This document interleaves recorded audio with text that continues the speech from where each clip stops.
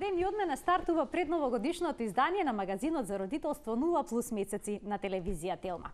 Биди добар и Дедо Мраз ке ти донесе подарок. Овие денови често можеме да ги слушнеме родителите како ова го применуваат како тактика, како една смислена стратегија за нивното дете да ги послуша да направи нешто, дали да си легне на време или да си ги измие забите, да појде кај своето другарче, или да изеде до оброк, здрав оброк, исто тоа е еден проблем со кој што се соочуваат родителите, но дали новогодишните ритуали треба да бидат условени на ваков начин. Денешна гостинка во студиото ни е Радмила Живановиќ, психолог, психотерапевт од Психотерапика. Добре ни дојдовте. Добро ве најдовме во вакво расположение. Мислам дека секој би сакал да се најде, да бидам искрена, еве и ние да бидеме адекватни на расположението. Но оној адреналин кој што беше присутен до пред малку во студиото мора да се продолжи на исти начин. И да ја разнебитиме таа некоја позиција дека психолозите се многу сериозни, па и муабетиве ќе бидат многу сериозни. Мислам дека ќе се задржиме на нешто повеќе, нели, што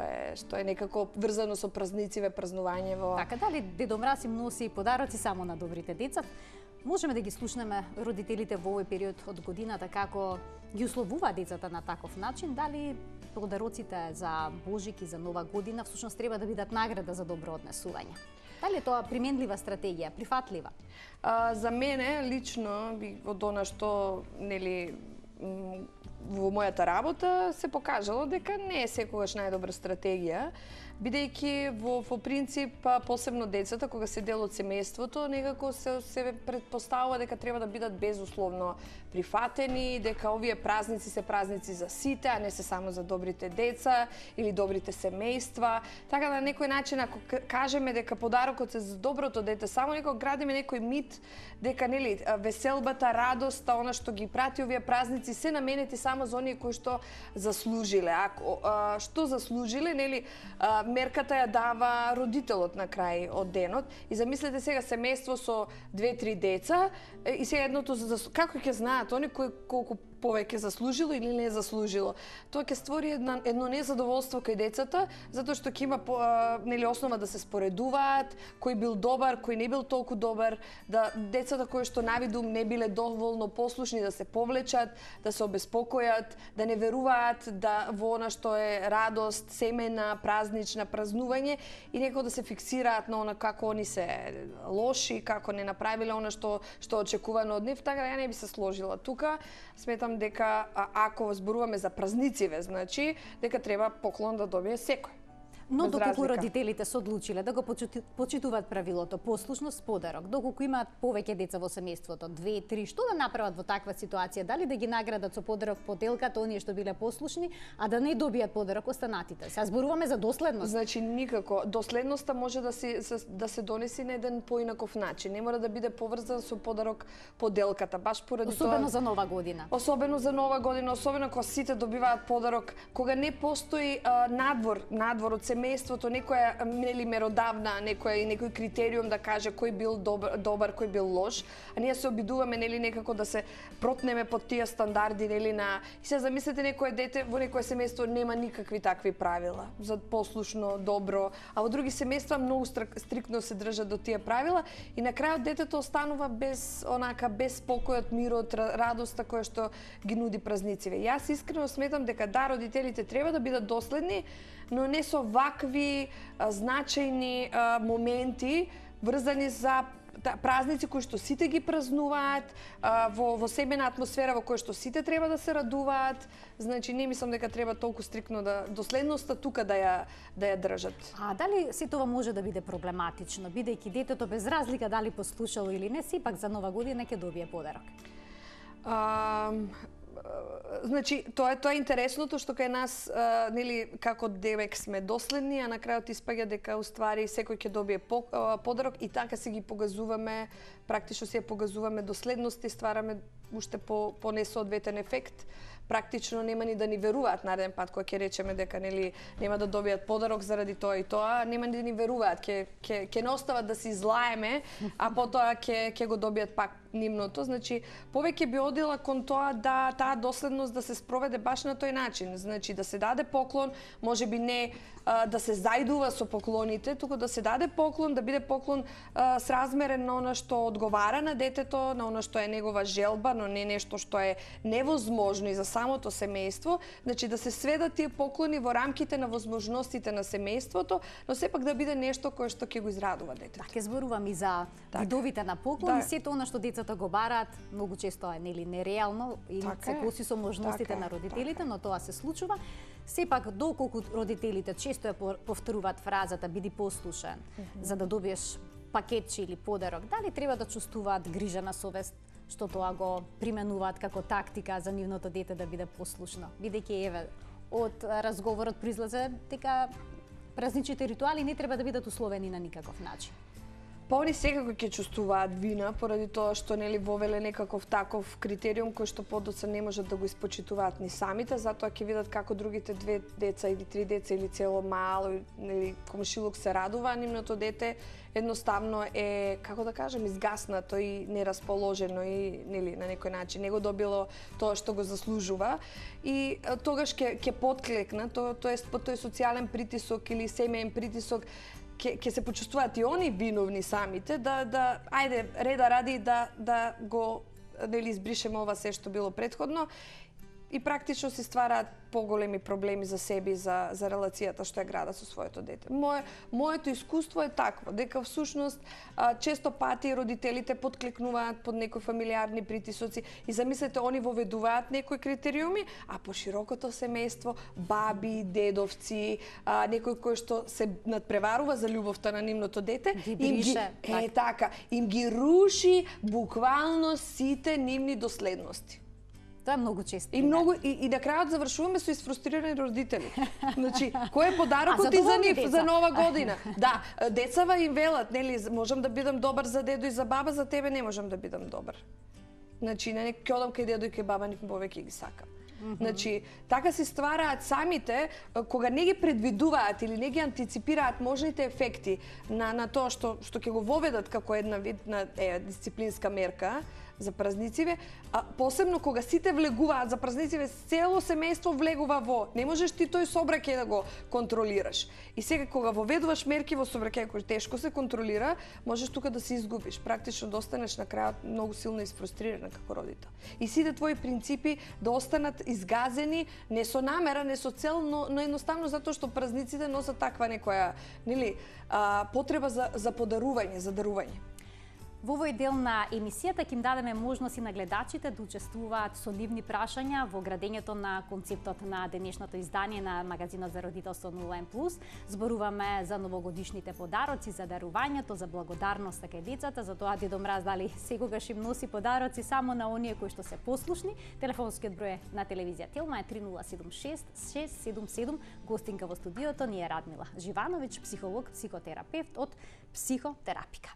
Еве сега доаѓаме до оној момент кога децата пишуваат списоци со посакувани новогодишни подароци и сега очекува Дедо Мраз за нова година да им ги исполни најголемите желби кои што најчесто воопшто не се скромни. Едно истражување кое било спроведено меѓу родители и деца, децата биле на возраст од 5 до 11 години, покажало дека 1/4 од децата за нова година како подарок побарале некој скап електронски или пак мобилен уред. Сега, дали за да не добиваат родителите такви нереални барања од своите деца, може би треба тие списоци, тие писма за Дедо Мраз да ги пишуваат заедно?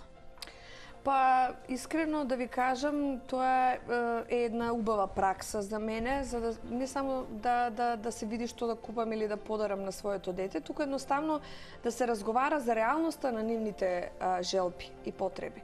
Практично колку од она што они го посакуваат, реално може и да се случи.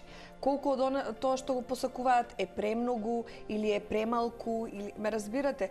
Едноставно да се поразговара зошто им е потребно тоа, да се видат приказните позади тие желби нивни, што им недостасува во нивниот живот, чисто да се испита, да се направи еден разговор со нив, да се види кои се нивните проекции, кои се проекциите на нивните желби. Со цел и родителот да добие повеќе информација во што гледа неговото дете, дали гледа во желба која што потекнува од некој тренд во срединава или е желба која што потекнува него лично, нешто што не знам е многу подлабоко, не знам, некоја посебна желба. И на тој начин многу пати доаѓаме да родителите носат поклон, мислејќи дека знаат што сака нивното дете, на крајот завршуваат дека децата можеби тоа воопшто не го сакале.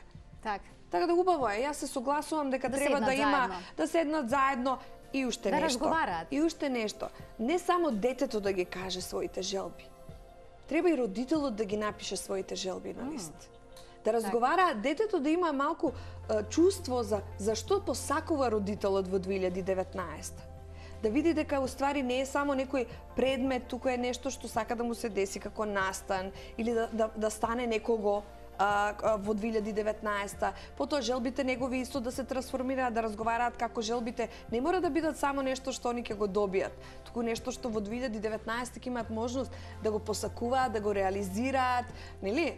Да биде од поинаков карактер, да не биде само некоја кукла или некој уред електронски или да биде, нели, она што најмногу го посакуваат децава сега, а е поврзано со некои трендови во нивните училишни средини кои што се наметнуваат како, нели, како посакувани подароци.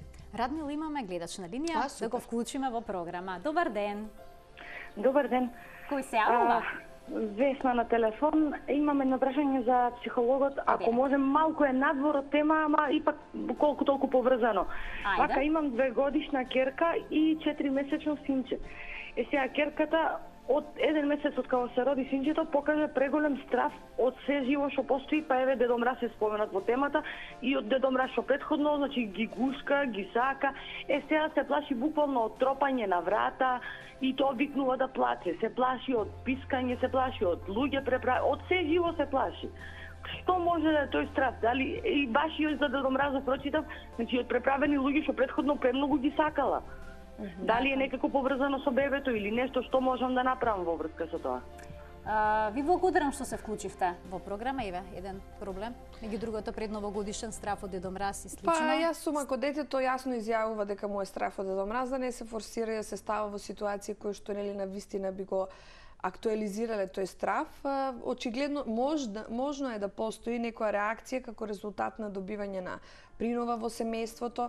Јас би сакала да ве поддржам вас како родител малку да дадете време, трпение за вашето дете да се почувствува повторно сигурно, затоа што стравот е поврзан со несигурност. Реално, ако ви дојде нов член во семејството, таа сигурност што се сте ја чувствувале порано, сега почнува да биде малку по-нестабилна и секој дете различно го рефлектира тоа, така да во овој случај не треба вие многу да ја пазите, нели, сега во однос на незините стравови, туку едноставно да ја дадете време и да се плаши и да едноставно да ја убедувате дека нема основа за страв, дека се ќе биде во ред. Можете да споделите и некоја ваша, не знам, меморија од детството, кога не секогаш сите се радувале на Дедо Мраз. Понекогаш деца има кои што се плашат од Дедо Мраз. Извинете, ама јас да излезам сега на плоштадки се уплашам од некој Дедо Мраз, заради тоа што едноставно пренападно и како да кажам, пренападни во секоја смисла се. Така да верувајте му на вашето дете, оставете му доволно простор да си го најде својот мир полека, доближувајќи се до она што е негова реалност. А негова реалност дека повеќе не е само она, центар на светот, туку има туку уште некој друг, кој што еве влегува во тој центар на внимание. Да продолжиме на денешната тема, како на детето да му објасниме, доколку и понатаму инсистира дека Дедо Мраз треба да му донесе некој исклучително скап подарок, дека неговите желби не треба да бидат нереални. Тоа е тешко да се објасни на дете. Тоа е тешко да се објасни на дете, но не мислам дека родителите треба да прават било што по секоја цена за да го обезбедат поклонот на детето. Тоа не значи дека детето повеќе ќе ги сака или повеќе ги почитува како родители. Понекогаш по подароците кои ги даваме се чиста компензација на отсуството кое што сме го имале или сме го почувствувале во текот на годината. Што е карактеристично за современото родителство. Дефинитивно. Родители одсутни од дома до 17-18 часот. Така, родители одсутни од дома имаат чувство дека еве сега за празниците ние ајде да им компензираме на децава најлудите, најголемите желби кои што им се потребно. Верувајте и сметам дека најголемата желба е вашето присуство, вклученост во практично во нивното време и вашата отвореност и достапност за нивните потреби, разговори, дилеми, прашања, така да и разговорот е зошто ти е потребен тој поклон, например, од каде таа идеја, таа желба да го имаш тој поклон, може би видела од некаде, слушнала од некој, како сакаш да си играш со тоа што кога ќе го добиеш, значи малку да истражите од каде е позадината на токму тој поклон. Па и да му донесете дека вие како семејство имате ограничени можности за обезбедување на таков поклон, бидејќи не е само тој на кој што треба да му подарите, дека има многу деца на кои што треба да им се подари поклон за Нова година и дека практично не можете или да го остварите тоа сега.